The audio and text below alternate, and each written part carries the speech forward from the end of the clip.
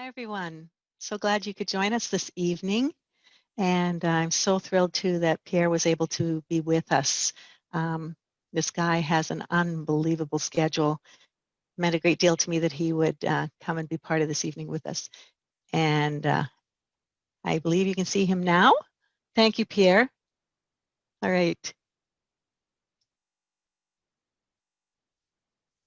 I'm going to just say a couple of things here before we introduce Pierre. First of all, again, thank you for coming and being part of the evening. For the sake of time, we've limited audio and video, although I am seeing other folks on my screen here, but audio and video to Pierre and myself. However, if you have a question, please don't hesitate to enter it in the chat box below on your screen. We will definitely take a look and do as many as we possibly can. Some of you have already submitted questions, so you're in the front of the queue tonight. We're going to be very respectful of Pierre's time and keep our meeting to an hour. So if we don't get to your question, I hope you are understanding. Everyone's been very enthusiastic to be here this evening. So thank you. Finally, please know that there will be a recording of tonight's town hall meeting that will be available on YouTube and Facebook in the coming days.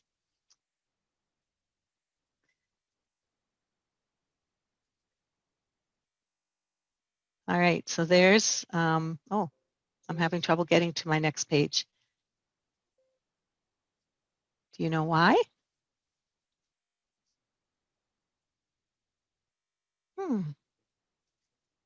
Please. We're stuck.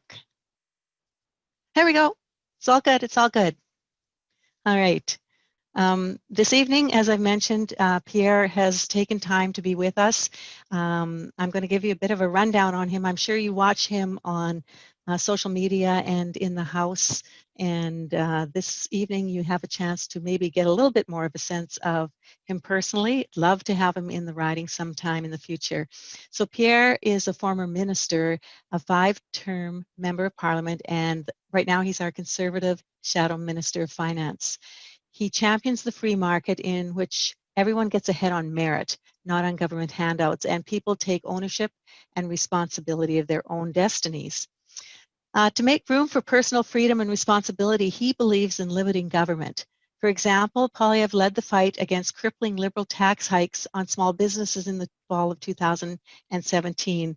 And that's certainly an issue that was right at the forefront in our riding, and you were all part of that, and I thank you very much. This tax revolt forced the government to set aside some of its most damaging proposals, and you guys as well made a big difference in putting the pressure on the government that we were able, and Pierre was able then to leverage in the House of Commons. Always means more when it comes from the constituents. He's also fighting out of control deficit spending and tax increases. And more recently, he has demanded the government reveal the true cost to families and to businesses of its proposed carbon tax.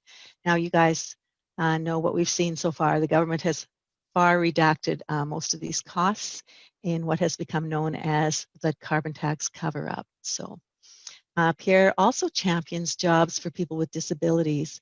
He introduced a bill that would allow workers on disability assistance to keep more in wages than they lose to clawbacks and taxes.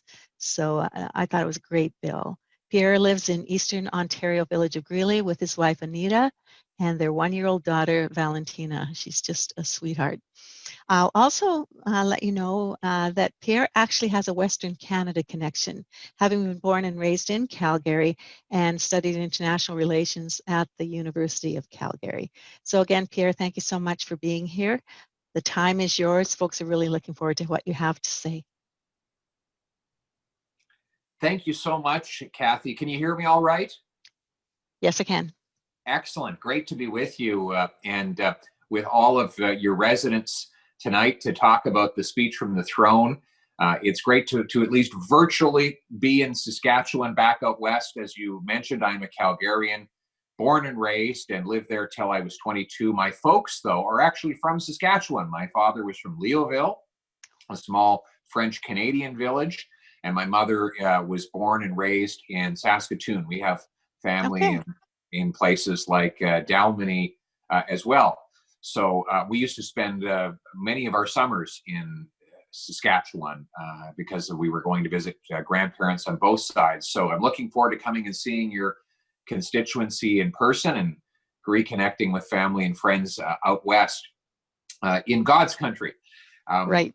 I'm here in Ottawa, in the nation's capital, and I'm very pleased to serve with Cathay. She is a woman with a heart of gold and a spine of steel, which is a rare but priceless combination. She is invaluable to our team, and I'm very proud to join her and lock arms with her on the benches of the Conservative opposition, and hopefully soon in the Erin O'Toole government. So the most recent major parliamentary news, of course, is the speech from the throne.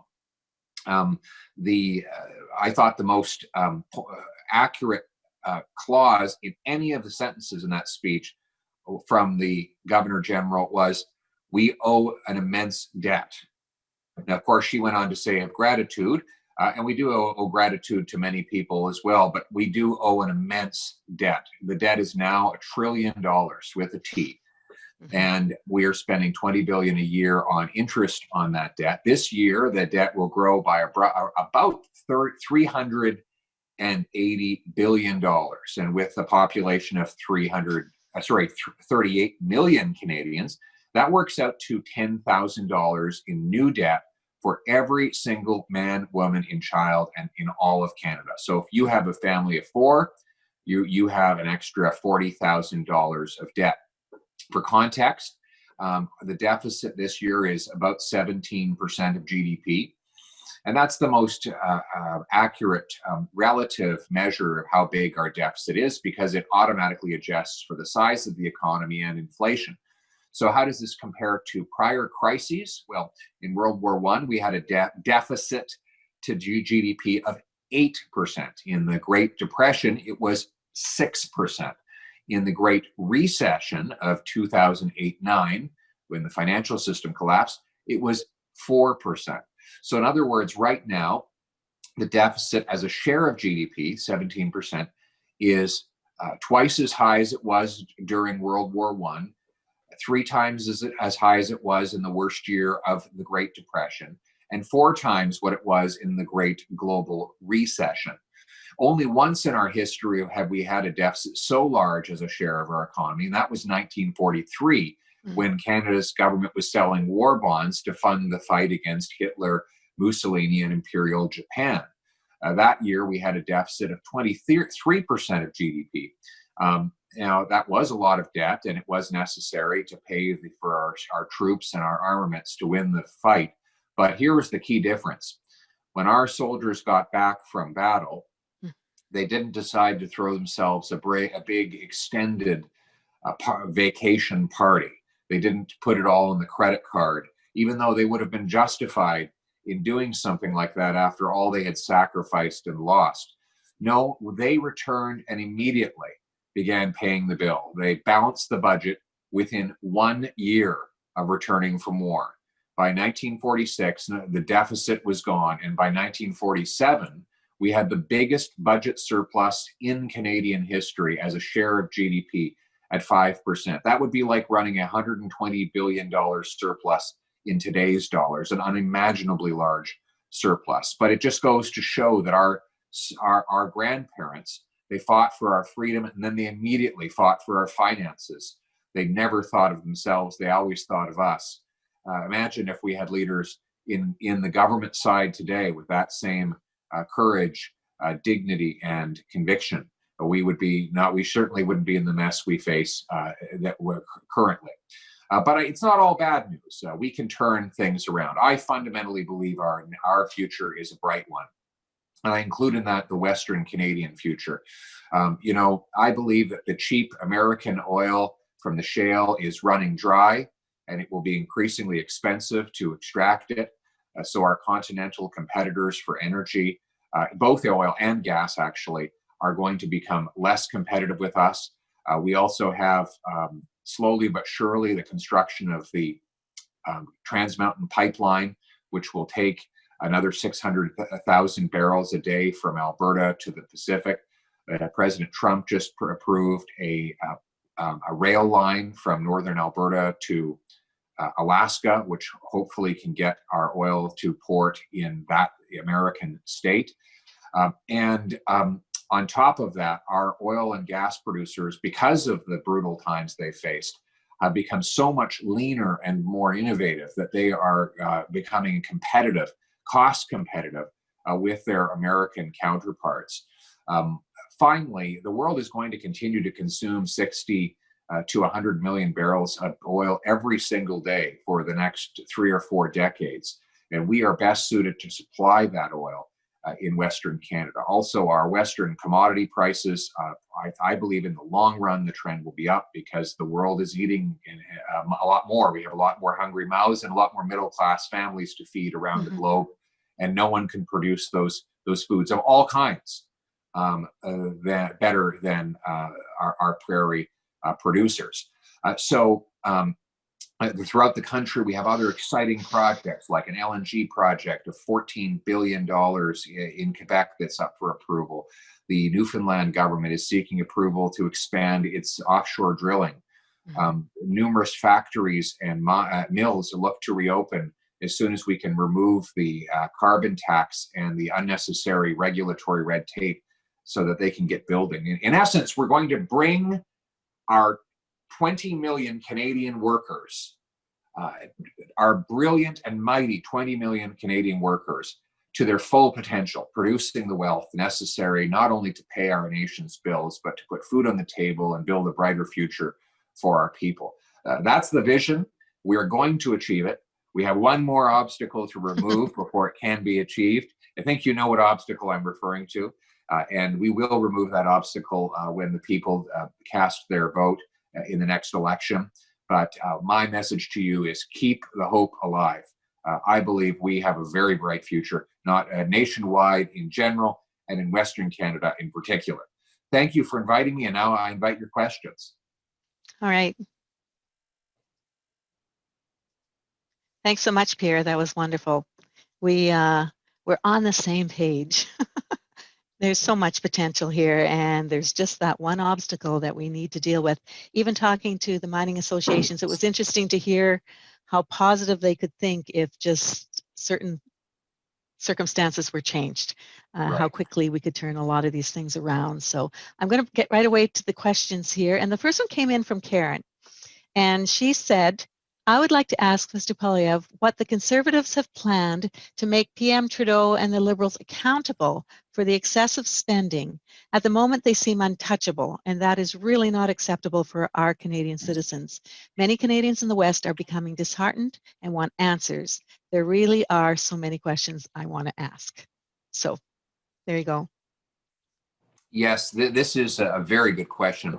So Justin Trudeau has worked to convince people that this borrowed money is really free. There's no cost to it, that it's just falling out of the sky as if it were a pot of gold at the end of a rainbow. And of course, we know that is not true. There is real cost to everything there. Nothing comes from nothing. Nothing comes from nothing. These are real dollars, and 100% of it will have to be paid by Canadian taxpayers with interest. So daily, it is my job to remind people of these real costs. Right now, I'm doing an in-depth study to find out how the Bank of Canada is contributing to this. The Bank of Canada has produced $400 billion of Canadian currency in order to fund government debt since March. That's how much the bank's balance sheet has grown, and it's used that money to buy mostly government bonds. And that is to say indirectly lending money to the government that has been created by the Bank of Canada. So that is, in the short run, it looks like a painless solution to have all this free money created by a bank that knows how to do it by pressing keystrokes on a computer. But in the long run, we know that what that does is it reduces the purchasing power of our workers. So people will be paying more for the goods and services they buy. It also inflates the financial assets of the super rich because all this money funnels through the financial system. And that's why the bond market has been going crazy. And a lot of wealthy insiders are getting richer. So this is a real wealth transfer from the working people who produce the goods and services of our country through their hard work to the very wealthy and well-connected. And I'm working hard to expose that scam so that we can remind people that the only way that we can pay our bills is by living within our means. Very good. Thank you. All right, they're coming in fast and furious here. Bob says, I feel that the present government is going way over the top with financial aid for most groups except seniors. Is there any way we can push for more help for seniors, considering most of us are living below minimum wage, even though the money that's being paid out to us is what we paid in? I really believe Canadian seniors are getting the short end of the stick. Please help, Pierre. You're the only one that understands this. Okay, now, how old are you anyways? 41.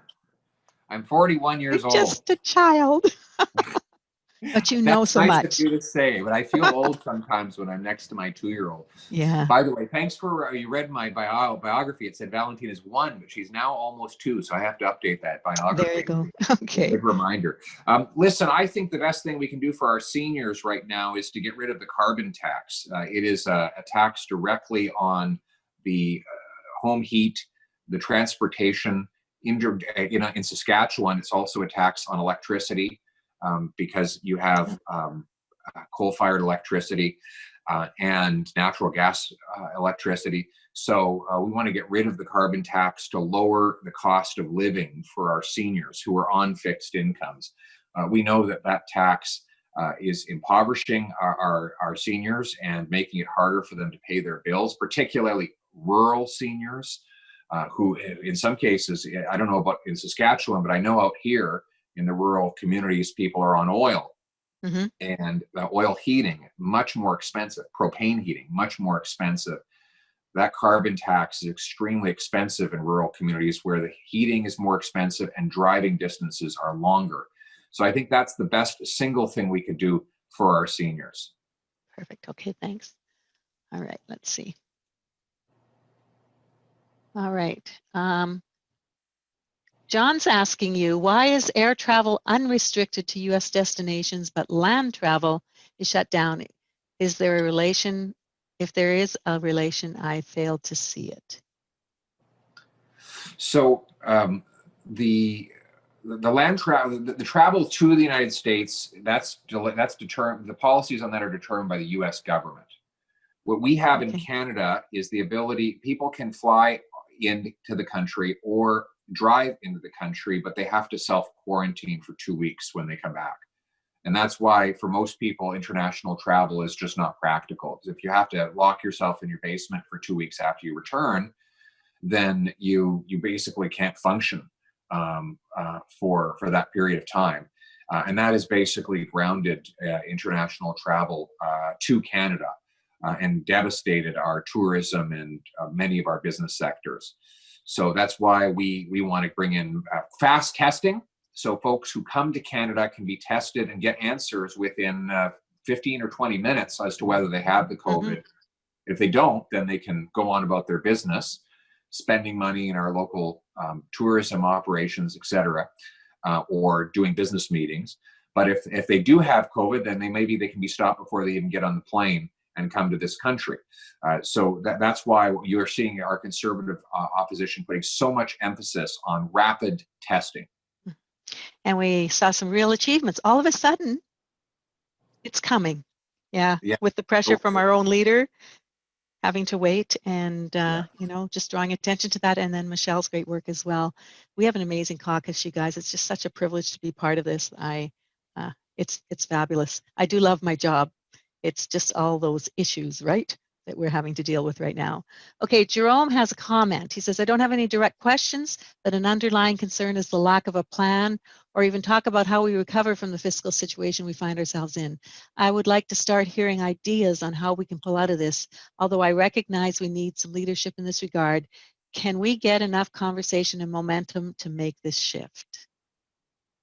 Yes. So the way out is as follows. We need rapid testing to find who's got the disease and isolate them until they recover so they don't spread. And once we have that, we can basically have much more confidence in our ability to go out into the world. as folks who are diagnosed can be removed out of the public for a couple of weeks until they're better and they're no longer contagious, and then everyone else can safely go about their business. That's the solution. So, and that's already being implemented around the world. Other countries have been doing this now for over a month. So let's get the rapid testing going, get our businesses opened up, and get people back to work. We cannot afford to lock down our economy again. It is going to collapse our system, and it will take years, if not decades, to recover. So test quickly, get people back to work, restore our freedoms, and let's get on with it. All right. Lyndon has a two-part question. How much are we paying to get access to a potential vaccine? How secure is the access? It seems to me if China or the US decide they take first productions, we could be months or years later. I understand we're paying millions to give the first vaccines away to other countries. Is that wise? And then where are the electors? Oh, that's a totally different question. Let's deal with that one first. So we are part of an international consortium that's funding the R&D to produce a prospective vaccine. The government does have legal authorities which we authorize to rapidly purchase large stockpiles of any forthcoming either vaccine or treatment. They have had that power since late March. Mm-hmm. They can action a purchase on a mass scale on a moment's notice, legally, that is. Now, the problem is that Health Canada and the Public Health Agency of Canada are extremely, grindingly slow. They don't move. They don't approve anything. They sit on it. And they don't even approve things that have been approved by dozens of other advanced countries with whom we have mutual recognition agreements. We know these countries. I mean, if Switzerland and France and the United Kingdom can approve something, we can approve it. They have the same species as we are, right? So treatments that work for Swiss, United Kingdom, Singaporean residents will work for Canadians. We are all the same. We're all the same human race, and we're all dealing with the same biological phenomenon called the COVID-19. And so we should be able to use the same treatments as they do. And we know that their governments are as sophisticated, if not more than ours. So, the fact that it takes us so long is an example of bureaucratic obstacles rather than good public administration. Awesome. Thanks. Okay. Here's an interesting one. You've been in the House a lot longer than me, so you may have a good answer to this one. Whereas the electors of Canada have given the Green Party only 3 seats in the House, and they're a long way from being a recognized party, whereas Elizabeth May uses her extra voice given to her by MPs and not the electors to diss the prairies and our way of life, why do Conservatives, especially our Saskatchewan caucus, keep giving her unanimous consent to speak and vote where other independents may not? That's a good question. I think we should revisit that. What do you think? I struggle with it, quite honestly. And I mean, I know the importance of, she does have significant numbers of votes in the general public, but not the seats. And we in Saskatchewan quite often get frustrated with that as well. We have the popular vote, but we don't get the seats. But at the same time, I do struggle with that. I don't know if she's been there a long time, but their dynamics are changing as well. So I agree with you. Perhaps when we form government. Well, listen, I think we should every party should have an opportunity to speak in debate in committee. But your questioner, I didn't catch the person's name there, raises a good point that oftentimes Elizabeth May is given the floor to speak in committees when she does not, under the rules, has not earned a delegation at that committee. For example, on finance, we don't have a Green Party MP, right. And the reason is that there aren't enough Green Party MPs to be represented on all committees. The speaking amounts are determined based on the relative size of the party in the House of Commons, which is determined by the Canadian people at election time. So you're right. If Elizabeth Way wants to speak more in these committees, well, she should get more. Her party should work in getting more votes because the share of voice should be the same as the share of Canadian electoral support. Great. I agree. I do agree.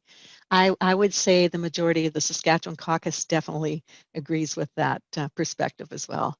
So we have a large number, Gary has asked, we have a large number of small farmers who've been struggling with elevated closures and rising costs for equipment. Now that COVID is restricting them even more and causing more financial hardship, what is our plan? What is your plan to keep these smaller farmers afloat and be able to still sell their products at market? So is are you talking about the impact of COVID on farming? Is that the question? Well, it's an added impact now onto a lot of other things, right? The costs just keep going up, Right. carbon tax and everything, and yet they don't get a larger share in the sale of their product. They're at the bottom and they have nowhere else to go, right? Absolutely. The first step is let's get rid of the carbon tax. You're competing with international producers who don't pay that tax. You pay the tax you don't pay it on farm. You have the colored fuel for farm combines and other tractors and other on-farm machinery, but you are paying the tax on the natural gas used in the dryers and the off-farm transportation costs.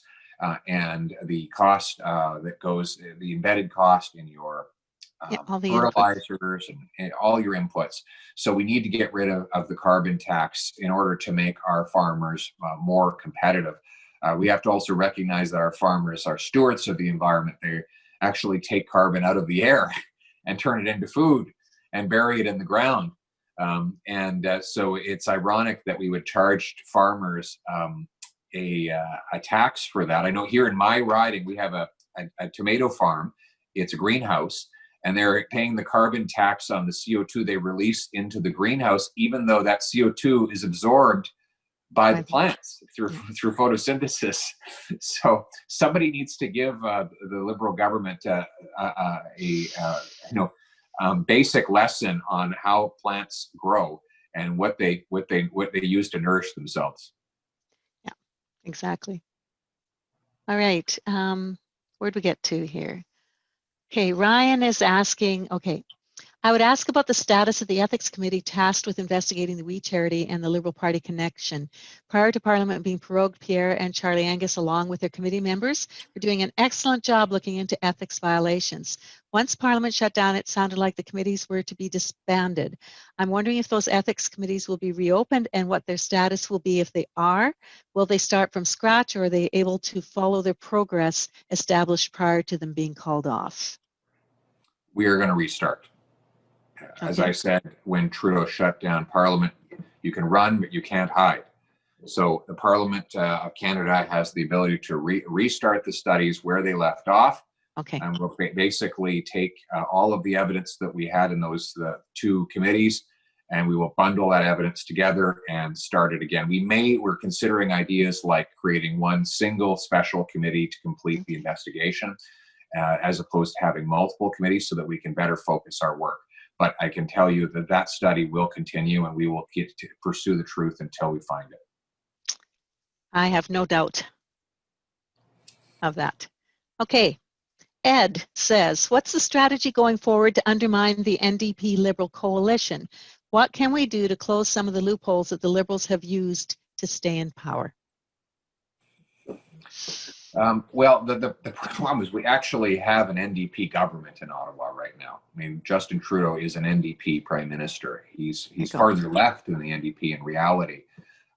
And we basically need to expose that to the average middle-of-the-road Canadian who thinks they're voting for the Liberal Party of Jean Chrétien and Paul Martin, the middle-of-the-road, fiscally responsible Liberal Party of the 1990s that balanced budgets and privatized government agencies and corporations. That's what a lot of people think they're voting for, when in reality what they're getting is a modern socialist party.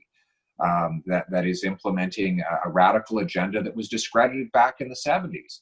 So we have to expose that real agenda so that we can win those blue Liberals, form a government, and replace them with a free market conservative government. I concur. Coming from Saskatchewan, we know what an NDP government can do.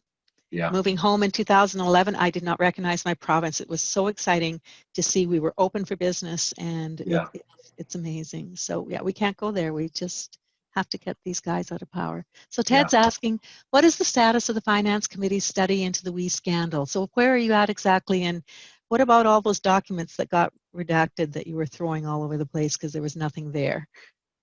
Well, we're trying to restart the study, and we're going to demand the government to unredact those documents. I asked the Prime Minister today in the House of Commons if he would commit to doing that, and he did not answer, not surprisingly, but we're going to reconstitute the Finance Committee, the Ethics Committee, perhaps merge the two studies into one committee, and we're going to pass a motion demanding the removal of those redactions so that Canadians can see the truth. Thank you. Okay.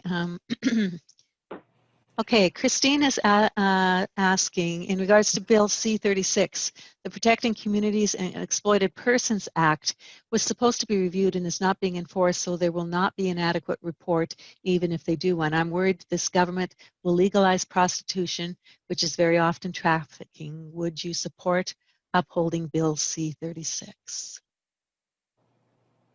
I'm sorry, I don't know Bill C-36. It's okay, fair enough. I'm sorry, I can't. I'd love to answer it directly. I don't know the bill, and I don't want to comment on a bill I don't know. Yeah, I appreciate that. The reality is trafficking is becoming a greater problem across our country. People think it's not here. And I know even in rural Canada, in our small communities, well, you know, Joyce Smith used to be a member of Parliament. Her whole focus is that particular topic. But yes. I concur with your concerns there. Okay, Marilyn's asking, I worry about things that can stand in the way of the economic recovery, like supply chain breakdowns, protests, and blockades. Can you share what, if any, contingency plans you folks are planning, especially when you become the government? Well, we have to enforce the law. It is a crime to stand on a railway. It's a crime. But railways are private property. It's not a place where you can simply plunk yourself down and block commerce. Expressing yourself does not mean you have the ability to block someone else's freedom of mobility. Protesters can say anything they want, anytime they want. There's absolutely nothing wrong with that. But they can't block the freedom of other people. My freedom to swing my fist stops at the tip of your nose. So these protesters can run around swinging their fists all they want, as long as they don't strike other people. As soon as they start to strike down the freedoms of others, including the freedom of mobility and the freedom of enterprise, then they have to be arrested and they have to be charged and jailed. That's just life. If I stand in front of your workplace and prevent you from going in the morning because I have some sort of political opinion contrary to your work, then you call the cops and I get arrested. That's how life works. So I don't know why it should be any different for these people. And by the way, no Indigenous communities support these protesters. Many of these protesters are not even Indigenous. They're abusing Indigenous communities for their own benefit and at the expense of the dozens of Indigenous communities whose elected governments have said they explicitly support the economic development projects that the protesters are blocking. Exactly, and I can concur with that as well. It's amazing the potential for our Indigenous communities, the way they're organizing to become not just stakeholders, but shareholders. They're concerned about building Canada. They really are. Yeah, it's exciting, and that's. I would love to see us in government and taking the role that this government absolutely refuses to take. So yeah, I was in Kamloops the other day, and I met a young lady, an Indigenous lady who lived locally there, has a job working building the pipeline, the Trans Mountain Pipeline. She was so proud of herself to have that job, a great job, a high-paying job that will provide for her and her family, but also provide for thousands of Western families who will be able to produce the raw material, the petroleum to ship to other markets. So that's the kind of opportunity we want to expand to more people. Right. I didn't get to do my speech, so I'm going to do it just online. Right. Too many votes, too many well, it was great. It was a great day. But part of that, definitely, Jerry Diaz has even come out and said on Corporate Knights Roundtable, we've got at least 2 or 3 decades, if not 4, of needing oil, as you mentioned, Pierre. Why aren't we getting it in Canada? Why are we saying we're all for dirty oil, cheap dirty oil? So if he I says we didn't, still need it. interesting. So is he supporting pipelines then? Well, it was interesting because he's all about electric cars, but of course we need, basically what he's saying is it's a transition, and regardless, he was just talking about what we would need for electric cars, let alone the oil that's going to be required around the world for the next Right. significant time. So I thought that was interesting to hear him say that. So Nicole says, is there a way to look into the Trudeau Foundation and donations? Brian Jean from Alberta recently brought this up. This was an article from the National Post, December 12, 2016, and she's quoting it here. The National Post's analysis confirms 1 in 6 donors, if academic institutions are excluded, have affiliations with organizations currently lobbying the government. I don't have that data, but there is definitely a well-funded effort to destroy our energy sector, with much of the money coming from outside of Canada, much of it circulating through the charitable system, fake charities that use the charitable tax advantages to finance anti-energy activism, and try to overtake the regulatory approval process of major projects. And this campaign has been extremely successful. So we need to fight it head on. We need to tackle it. We need to be absolutely fearless in how we confront it. And frankly, the industry has to be much more bold and gutsy in fighting for itself. Good. Okay, so Ed asks, how can the Bloc be considered a federal party without federal representation? How's that happen, Pierre? Well, it's as simple as this. We have 338 constituencies in Canada, and in every constituency, people can elect anybody they want. They, in many Quebec ridings, have chosen to elect the Bloc. That's as simple as, that's the direct answer to your question.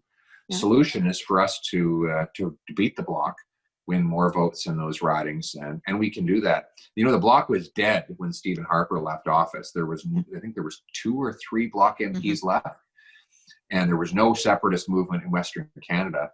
And now, 5 years into Trudeau's mandate, we have a thriving separatist movement in Quebec and in Western Canada. It just shows how divisive he is as a leader. Absolutely. Okay, Bruce. Oh, this one tugs at my heart, let me tell you. At close to 650,000 veterans in Canada, why does it appear as that we are marginalized, left behind, and struggling with basic needs to mental health issues and coverage for hearing, dental, and other medical needs not covered or backlogged beyond reasonable assistance? Monies are returned every year. Where is the study needed? Where is the studies where needed funded from? Who handles that or ignores it as such? Did you want to start? Do you want to respond to that? Sure. Yeah. You know, the more veterans I get to know personally, and the opportunities that I've been out on the HMCS Fredericton, Pierre, very sick the first night, I'll let you know. But you know, you get to see what these people do, and you know, it doesn't matter if you're out there, you are putting your life on the line. And we basically have what is an insurance program. You know, you have to prove that your leg is missing on a regular basis, this type of thing. The backlog's at 50,000 now, and a lot of that came about when Trudeau basically quit processing claims before their new pension for life came in, because it removed some of those other possibilities, but they were applied for, and we have 3 different systems. There's so much there that needs to be improved. And I am amazed at what our veterans do. Veterans helping veterans, I say give them money and let them go spend it where it's going to be most effective, because you know bureaucracies don't spend money well. They can't run a business. They can't balance a budget the way that it should be done. And it just grieves me to see these guys, their mental health is impacted by what they're having to deal with through VAC, through our Veterans Affairs. Yeah, absolutely. I think it has become a bureaucracy that specializes in saying no, Mm-hmm. and Absolutely. no to veterans, no to the legitimate needs of our veterans whose conditions and lives are permanently and indelibly scarred by their service. And then they have to fight with the bureaucracy back home after they fought the enemy abroad. Yeah, exactly. So, yeah, and we had some good policies there. I was really pleased. Just so you guys know, all of us that were in different roles, and I was on Veterans Affairs, we had opportunity to input what we thought should be in our policy platform, and was so pleased to see the whole Mafequin file, that we were prepared to give that the due diligence that it deserves for those that are impacted by that drug and many other things. So don't give up, guys. You just impressed me, guys and gals. Met a lot of the gals at the Mafequin rally in Edmonton a couple weeks ago. And I just want to put a plug in there. The next one next year in September is in Saskatoon. So What better looking place forward to to it. hold it? I know, right? All right. Grant. Best sunset around. I went to university there, you know. It's a beautiful city. Grant, we are hearing a lot of buzz about the implementation of a universal basic income from the Liberals. Do you feel it's going to happen? Well, I don't think they're going to do it. I think they'd like to do it. Here's why. So the original idea of a basic income came from actually a conservative economist in the United States named Milton Friedman. His proposal was that the American government would get rid of all of its social programs and just send people a check instead. It was never conceived of that you'd have a check and on top of all of the programs. It was supposed to be an either or proposition. And the reason is that you can't fund both. Proposals for a basic income range anywhere from $73 billion a year on the low side to about $400 billion a year on the high side. Now, just to put that in perspective, let's say the absolute lowest cost basic income program is $73 billion. That would pay a $17,000 a year basic income to every individual, that to be clawed back by a rate of 50 cents on every dollar they earn. Now, that $73 billion, that's twice as much as we collect in GST. It's twice as much as we spend on healthcare at a federal level. It's almost 4 times what we spend on the armed forces. So there is no mathematical way to provide that kind of a program unless you eliminated a whole series of other programs that the Liberals claim to cherish. So I guess what I'm saying is to keep all the programs we have and stack a basic income on top of it would be mathematically impossible. That doesn't mean Trudeau wouldn't try, but I can tell you Finance Canada officials will be bouncing off the walls, begging the government to reconsider, because it would take us right off the financial cliff. I think they're already bouncing off the walls, aren't they? Yeah, actually, many of the Finance Canada officials are actually so desperate that they're calling journalists off the record and warning them about the fiscal Armageddon that we face if we don't get it under control. Yeah, there you go. Lyndon, what are your thoughts on having a convention this year? Let's talk politics here. Oh, a convention. I think as soon as it's safe, we should have a convention. We can't just go on forever staying at a distance like this. It's lovely to meet by Zoom, but we do need to meet in person at some point. And so I think once we can get back to safety and get through into the post-COVID world, we need a convention. Bring the grassroots together, make some good decisions for our party's future, hear from our new leader, Erin O'Toole, and reunite the family. You know, probably the safest place in Canada to hold that would be somewhere in Saskatchewan. I agree. That's just the reality, among the lowest rates around. There you go. Lots of fresh air. Yeah. Ted says, how do you expect to fight against a Green New Deal that JT would like to implement? Yes. Build back better. Yeah, Green I New mean, Deal. this is the fantasy land stuff that they subscribe to. They believe that they can basically, well, first of all, let's just tackle this idea of build back better. Trudeau says he wants to remake Canada. Can you imagine the egoism of a politician saying he wants to remake the country? Is it Canada not good enough for him? Our heroic citizens who raise their kids, follow the law, pay their taxes, donate to charities, and so flawed they need him to fix them. That's sort of the thinking. That's the thinking behind all of this. But what are they going to do? Are they going to demolish all of the internal combustion engines in our country? There must be 10 million of them. Sedans, trucks, um, everyday sport utility vehicles that normal people drive. How does the government possibly remove those all off the road? Many of them are 2-3-year-old vehicles with 15-year lifespans ahead of them. How are they going to remove all of the fossil fuel burning implements in factories across the country? What are they going to do in the farm fields of Saskatchewan? Are they going to power the combines with windmills on top of them? Like, none of this stuff exists in the real world. It is science fiction. And so I think if they do decide to go down that road, it will be a colossal waste of money. There will be obviously a bunch of insiders, liberal insiders, that get spectacularly rich off of it, as they did in Ontario when the government imposed these windmills and solar panels. But it will be to the great impoverishment of the people.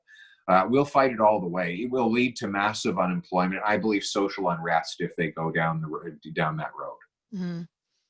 Yeah, I think we have a bit of that already where I come from. Yeah, I agree with you. Yeah.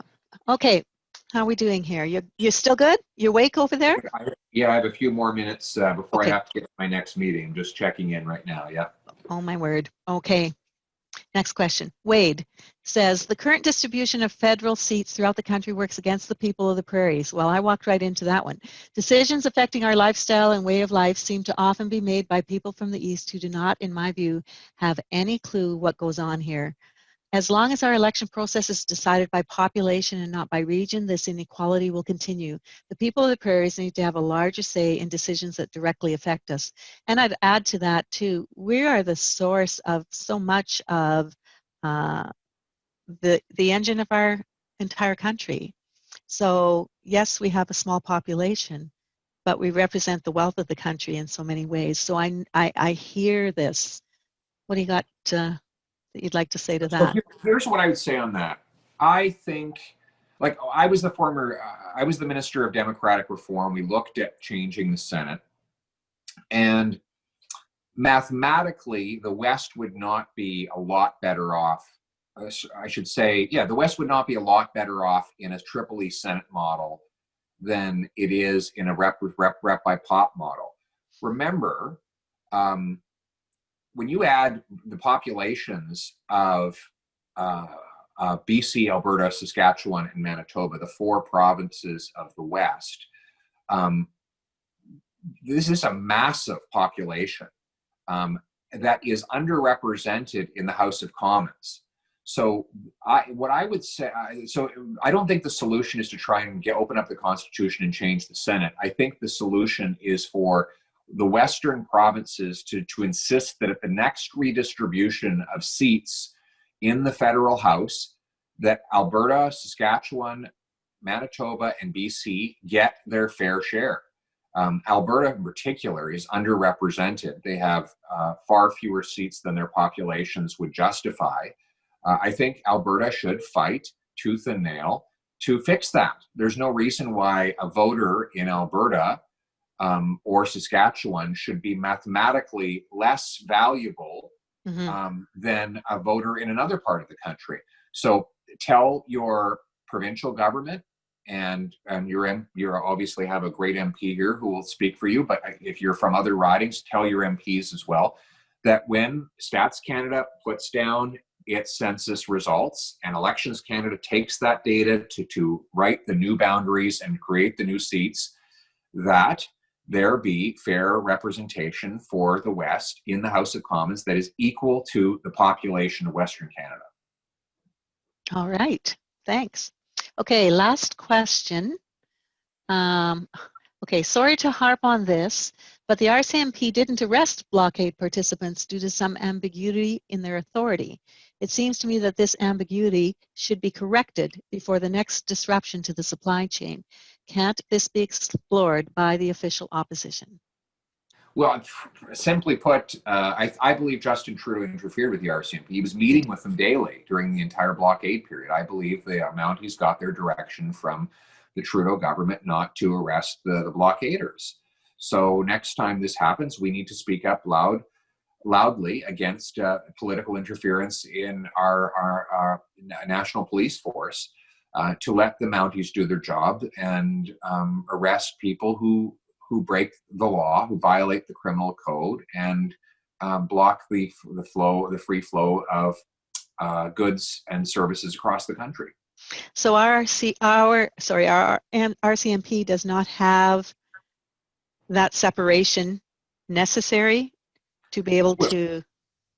Theoretically, they do, but you know, when the commissioner of the RCMP is meeting daily with the public, with her minister, the public safety minister, to whom she reports and who can fire her, and he's saying, you know, wink, wink, nudge, nudge, don't enforce the law, then that's what we saw the Liberals do in January, February.